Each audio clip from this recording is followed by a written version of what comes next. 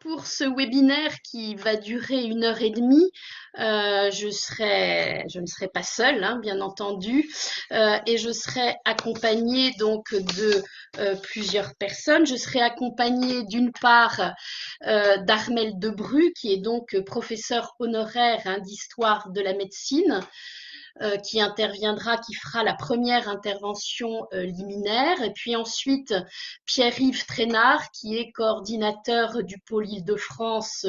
ressources en éducation thérapeutique du patient, qui interviendra en deuxième position. Et enfin, Anne-Sophie Joly, hein, qui est présidente du collectif national des associations d'obèses, le CNAO, qui apportera également son témoignage et son expertise. Je co-animerai donc ce webinaire avec Paul-Loup Weldubuc, qui est responsable, hein, du pôle recherche de l'espace éthique Île-de-France, et qui voilà,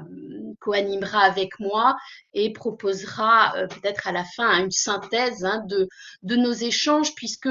ce webinaire, même si, hein, nous vous proposons des interventions liminaires, a pour but, hein, de pouvoir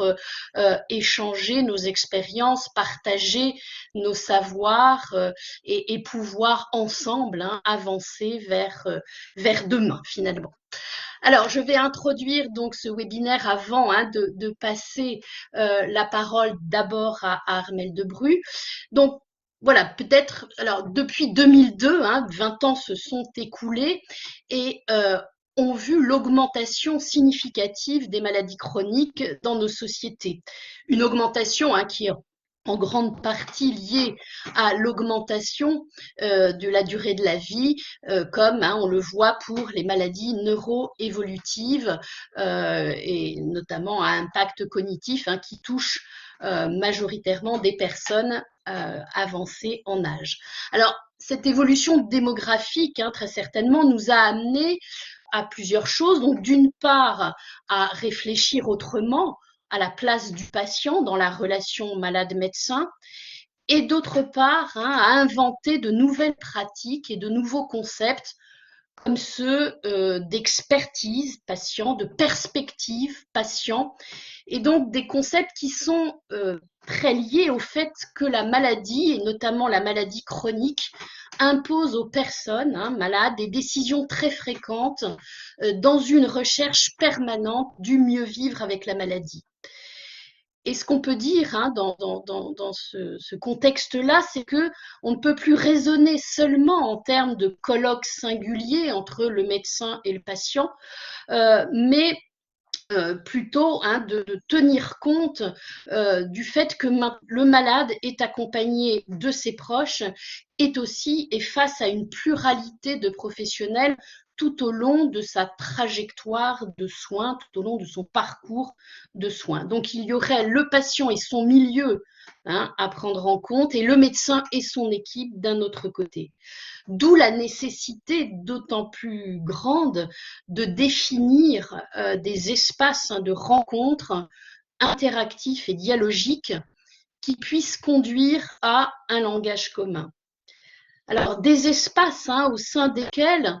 l'enjeu n'est pas seulement la transmission des informations du professionnel au patient, mais aussi un enjeu autour de s'assurer que les personnes malades ont pu s'approprier ces informations, mais plus encore évaluer leur pertinence et en faire des données qui vont pouvoir contribuer aux décisions et aux actions pour elles-mêmes, bien entendu, mais aussi pour les autres.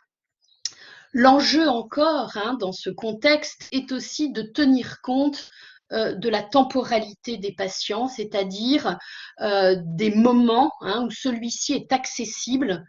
aux informations dispensées et aux interactions possibles, hein, autour des décisions à prendre au cours de la trajectoire de soins. L'enjeu est donc, hein, enfin, d'identifier et reconnaître d'un côté les savoirs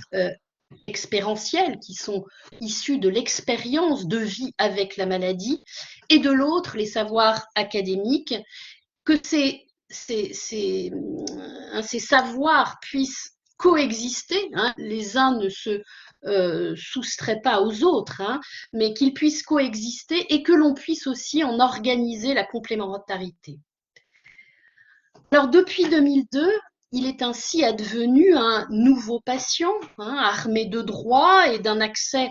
à la formation quasi illimitée via Internet, un nouveau patient que nous souhaitons tous accompagner vers plus d'autonomie en santé, un nouveau patient que nous reconnaissons sans aucun doute comme intégré à son système familial et social. Cependant, le regard que nous, hein, les professionnels, nous portons sur le patient et ses proches reste encore parfois un regard empreint d'une compassion teintée de paternalisme, un regard qui a parfois encore du mal à se départir d'une position de sachant, un regard encore qui peine à faire un pas de côté pour se mettre en position de remettre en question nos certitudes et de ce fait apprendre du patient. Un regard, pour finir, qui parfois ne peut s'empêcher de savoir mieux que la personne malade ce qui est bon ou pas pour elle. Alors, je voulais évoquer, faire un petit détour vers une expérience concrète et clinique. Je suis donc psychologue clinicienne et travaille, entre autres, et pour l'association France Alzheimer et maladies apparentées. Et il y a 4 ans, nous avons eu, dans le cadre du plan maladies neurodégénératives, la possibilité de construire avec des personnes en début d'une maladie neurocognitive un programme dit d'éducation thérapeutique du patient. Alors c'est vrai que jusqu'alors, France Alzheimer, c'était essentiellement, qui est une association de famille, c'était essentiellement orienté vers le développement de dispositifs en direction des aidants familiaux à travers des formations des aidants, des groupes de parole. Et c'est vrai que jusqu'il y a 4 ans,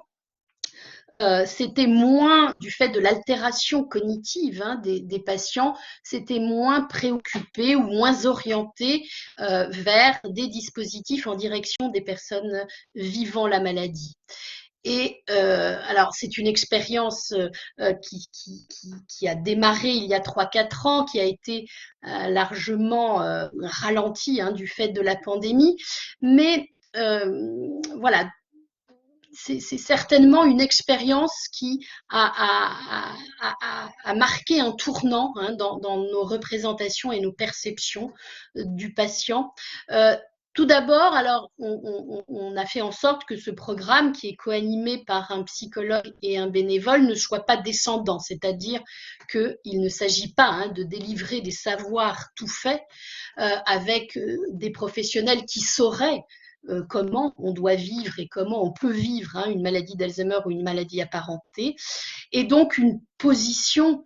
du côté des animateurs de ce programme pour favoriser les expressions et faire émerger les expériences de chacun.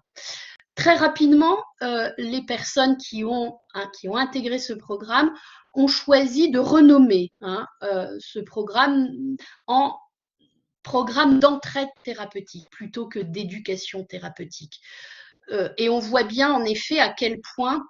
ce programme, dans les effets positifs qu'il a pu avoir, a eu un effet particulier autour de ce que l'on pourrait appeler la paire-aidance. Comment ensemble, entre personnes vivant une situation semblable, il va être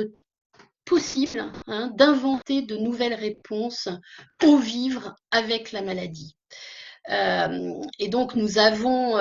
essayé de conduire une observation donc, des effets produits par ce programme. Et entre autres, ce qui nous a frappé,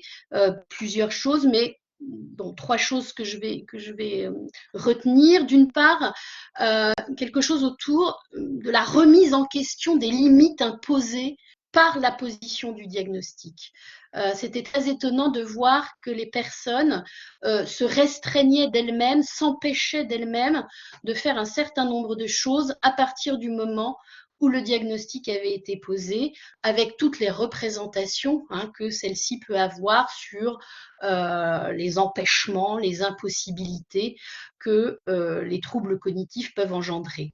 Et du coup, le fait de partager ensemble ces vécus ont permis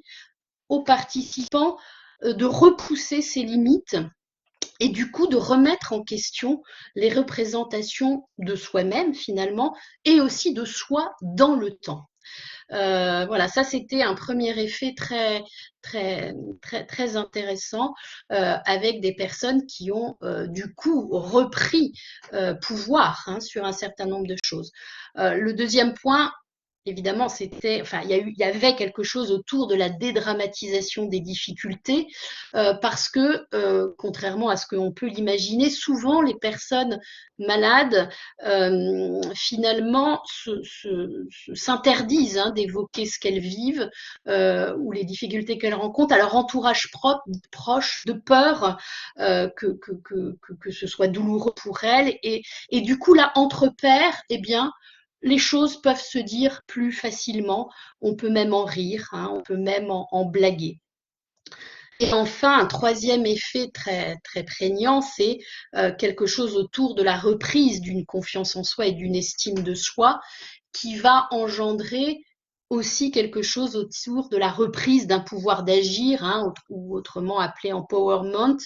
et qui va remettre en capacité de se projeter les personnes atteintes de troubles cognitifs. En tout cas, voilà,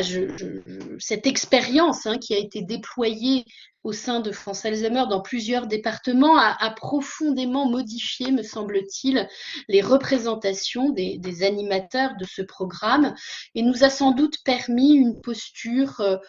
plus modeste, plus humble, du côté de l'aller avec. Et surtout, nous a placés dans une position d'apprendre des expériences, d'apprendre des éprouvés exprimés par les personnes participantes.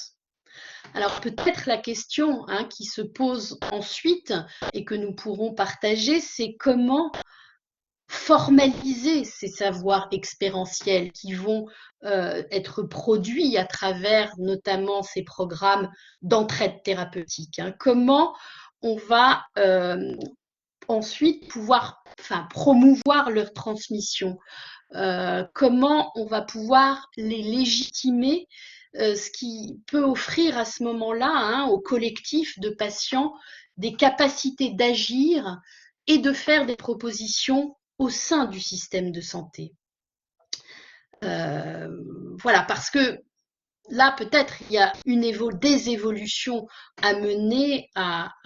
envisager, parce que cette prise de parole, ces savoirs tirés de l'expérience devraient participer à des transformations organisationnelles du système de soins, comme l'intégration de l'expérience et de la perspective patient, comme l'inclusion des patients dans l'organisation des soins, dans l'enseignement et la recherche, etc. Cela permet aussi de favoriser la créativité, le côté chercheur du patient et son engagement altruiste, parce qu'on voit comment les personnes dans ces conditions ont à cœur, vont pouvoir et ont à cœur d'aider d'autres dans la même situation.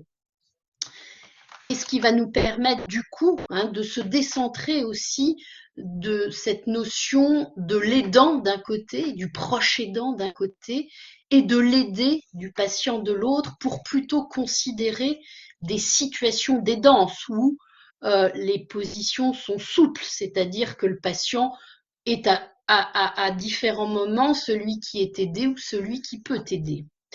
Voilà, donc pendant ce webinaire que nous allons partager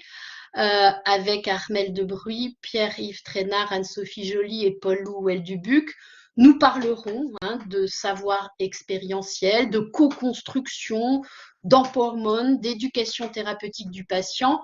en essayant de faire que ces notions ne sonnent pas creux et qu'elles s'incarnent dans des pratiques de terrain respectueuses de chacun. Nous vous proposons de réfléchir concrètement à plusieurs questions qui seront peut-être reformulées après les interventions, mais à des questions comme comment accompagner la transformation des postures et des relations entre le patient et le professionnel, comment rendre possible des espaces d'interaction qui vont permettre d'engager des transactions et des négociations pour aboutir à des décisions.